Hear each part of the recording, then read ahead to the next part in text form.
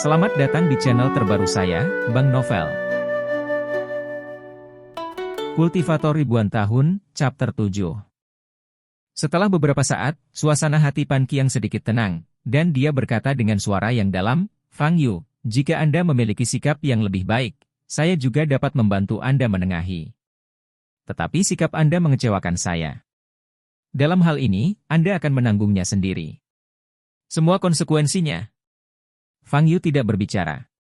Beberapa menit kemudian, ada langkah kaki di luar kantor-kantor urusan akademik. Seorang pria botak berotot dengan lengan bertato besar dan wajah penuh daging masuk ke kantor. Siapa Fang Yu? Pria botak yang kuat itu bertanya dengan keras.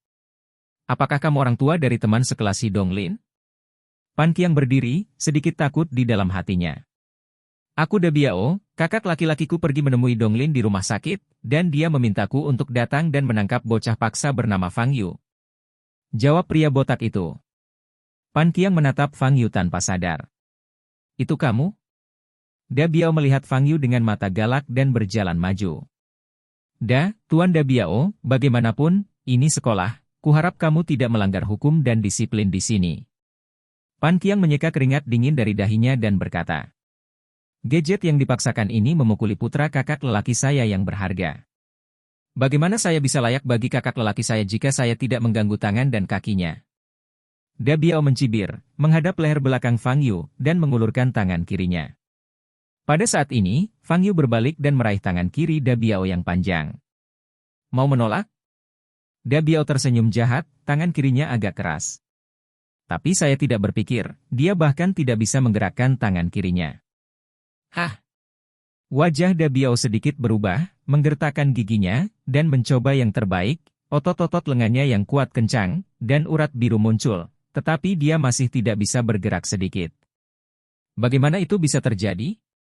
Fang Yu hanyalah siswa sekolah menengah yang terlihat lemah dan tidak bisa membantu, tetapi bagaimana dia bisa memiliki kekuatan yang begitu besar? Jika kamu tidak ingin berbaring di rumah sakit seperti Hi Donglin, kamu sebaiknya berhenti, kata Fang Yu. Da Biao, yang telah berada di jalan selama lebih dari 10 tahun, pernah diancam seperti ini? Terutama, pihak lain hanyalah siswa sekolah menengah yang belum menumbuhkan rambutnya. Untuk sesaat, mata Da Biao memerah karena marah, dan berkata dengan marah, kamu pikir kamu siapa? Saat berbicara, Da Biao mengecam tinju kanannya. Fang Yu tidak menghindar sama sekali, mengulurkan telapak tangan kirinya, dan dengan mudah memblokir pukulan Da Biao. Aku yang bisa mengalahkanmu, kata Fang Yu dengan nada melayang, dan kemudian menendang perut Da Biao. Ledakan.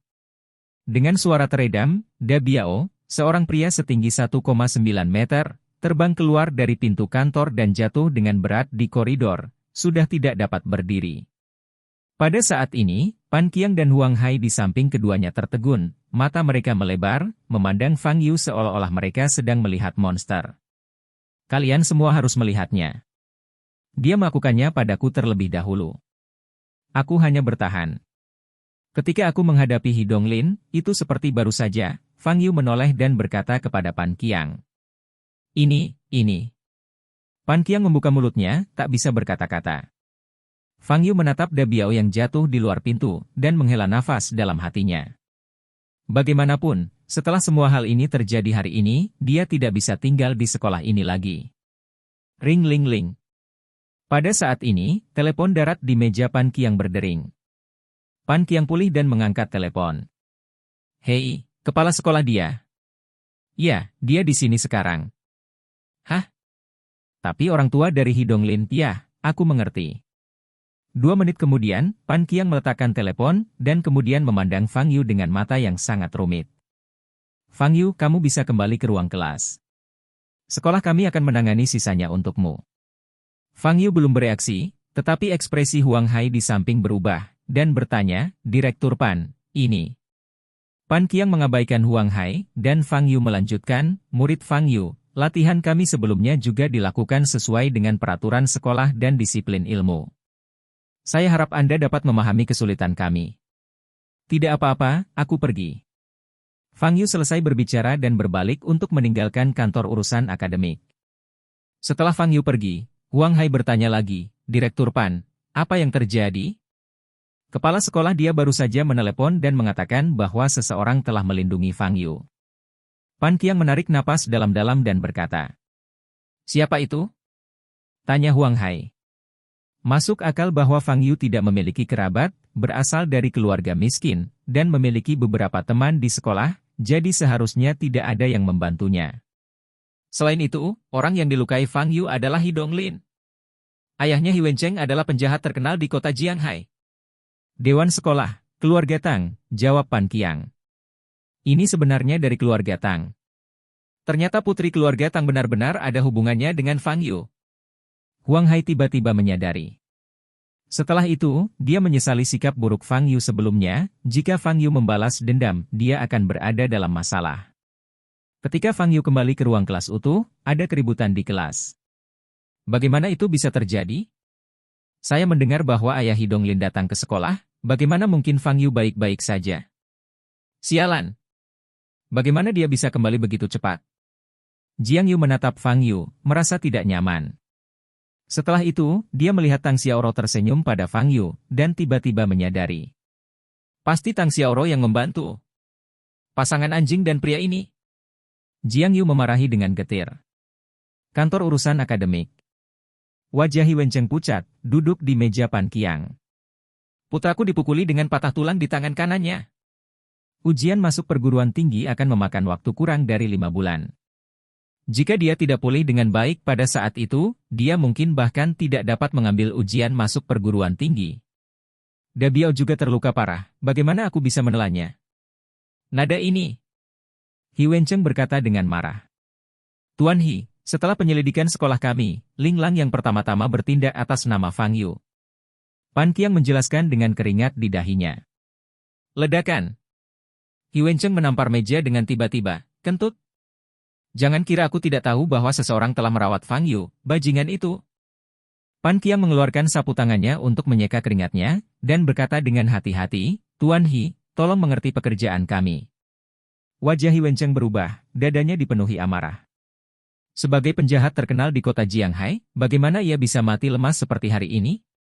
Tangan kanan si bocah nyaris patah, tetapi si penghasut tidak melakukan apa-apa. Jika masalah ini menyebar, berapa banyak orang di jalan yang akan melihatnya bercanda?